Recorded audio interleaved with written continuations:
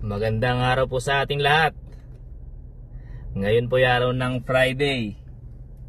Bukas po ay pahinga po namin. Saturday and Sunday, dalawang araw po kaming walang pasok. Nagpapahinga po tayo. Kaya ang gagawin po natin ngayon ay magpapalamig tayo ng dapat na palamigin. Magluluto tayo ng dapat na iluluto. Gusto ko lang pong sabihin yung mga dumating po nung 26. Na-meet ko po sila kanina, nandito na po sila. Bali 12 po sila. Hindi lang po ako nagkaroon ng pagkakataon para makapicture sa kanila. Kasi nga po konti lang po yung oras ko kanina, 10 minuto lang yung break time. Halos hindi ko na malunok-lunok yung tinapay ko kanina, manguya-nguya. Buti si Prelodi, nakilala niya ako, tinawag niya ako. Gusto kong lumapit kanina. Ayun nga, tulad nga sabi ko, halos 10 minuto lang yung break time ko kanina, hindi ako nakalapit. Sayang. Kaya nagkamustahan na lang kami, long distance po Pero bawi po tayo sa Lunes, baka makikita ko po silang muli sa Lunes, babawi tayo. I-update ko po kayo. Nakaka-overwhelm po kahit pa paano nakilala tayo ni Kabayan. Salamat mga Prelodi kanina wala, di tayo nagkaroon ng oras para kahit pa paano magkakwentuhan. Importante nakita ko kayo lahat at nakita niyo ako, di ba? Fair. Bawi tayo sa Lunes mga pre Konti lang kasi yung oras kanina, 10 minuto lang kailangan kong kainin yung tinapay, alam niyo naman mga Prelodi. Kung pa sa ganun manumbalik yung ating kalakasan. Dahil halos 1 oras at kalahati pa yung pagdidibon. Kailangan ng bawil lakas. Nagmadali ako nag-out kanina. Akala ko nandiyan pa sila sa loob. Nag-aayos na po sila ngayon mga requirements sa bangko. Inaayos na yung mga documents nila. Sa Lunes mag-uumpisa na yung mga yun. Na-orient na po sila kanina Tayo ngayon ay uuwi na. Ang gagawin natin ay mag-aalaga ng bata. Habang nag-aalaga ng bata, magpalamig ka muna dyan na pwedeng palamigin. Lutuin nyo muna yung mga dapat nating lutuin dyan mga pre Kasi 2 araw tayong walang pasok. Magwawalwal kayo nyan Alam ko yung mga diskarte nyo Mga pre ingat tayo. Inay-hinay lang sa pag-inom ng soft drinks. Kayo nang bahala kung anong iniinom nyo dyan. Ingat tayo lagi Enjoy natin 2 araw mga pre. Upang sa ganun sa Lunes bugbugan na naman at bardagulan ang labanan natin. Ang trabaho po namin ay sakto lang naman. Kung hindi ka po talaga sanay sa trabahong pagbubutcher, talagang medyo maninibago ka.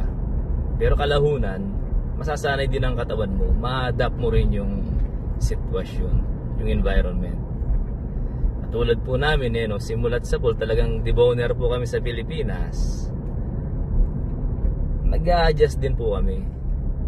Kasi sa Pilipinas hindi naman po conveyor Dito po kasi sasabayan mo yung conveyor. Mahirap ba yung trabaho ng pagbubutcher dito? Sa una po mahirap. Medyo okay naman, pero hindi na ganun kahirap. Unlike sa bagong salta ka, talagang mangangapa ka. Kahit ano naman yan, pagkabago mangangapa ka talaga. Pero pagka nasanay ka na, dapat ma-adapt ng katawan mo yung sitwasyon. Mismong tuturuan ka ng trabaho kung anong gagawin sa araw-araw. At saka dito po, kahit na pagod man kami, kahit pa minsan-minsan ay nasasagad ang aming katawan, ay sulit naman po yung yung kinikita namin. Kahit pa paano ay may sumusobra naman upang maipon sa kinabukasan, sa future. Kung tayo man po ay tatanda, kahit pa paano may naitatabi naman po. Diba?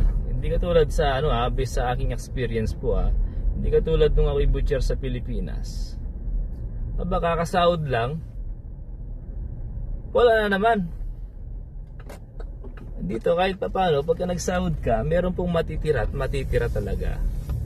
Sobra-sobra pa kung marunong ka na mag-budget. Kasi dito po kahit paano ay mura yung mga pagkain. Depende na lang sa'yo kung paano ka mag-budget.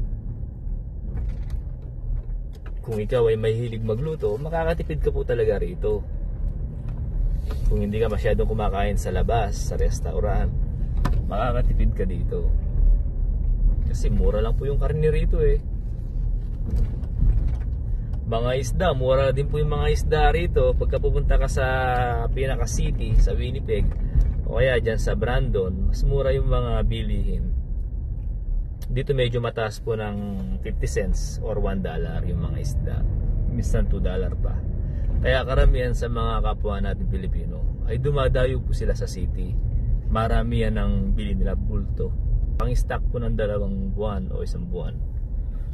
Gaya po namin, pagka namimili po kami ng maramihan, worth $500. Pang-stock na po yun. Kasi nga po, medyo tumatanda na po tayo di ba? Maralas po namin kinakain yung mga isda. Pero yung mga bata, moron po sila sa karne. Kaya pagka nagluto po ako, 2 po tayo agad. Isda sa mga tanda, karne sa mga bata. Pinipilit naman po namin kumain yung mga bata ng isda. Kaya lang mayroong oras na ayaw nilang kumain ng isda. Gusto nila puro karne, nilaga, adobo, sinigang, kaldereta, minudo, ganun. Paulit-ulit yung mga kinakain nila. Tapos minsan malakas sila sa tinapay. Kasi meron pong rito meron pong bakery, ang mayari po Pilipino. Masarap po yung loaf bread niya at saka yung mga pandesal. O sige, bye-bye po muna. Nandito po ako sa bahay. Bye-bye po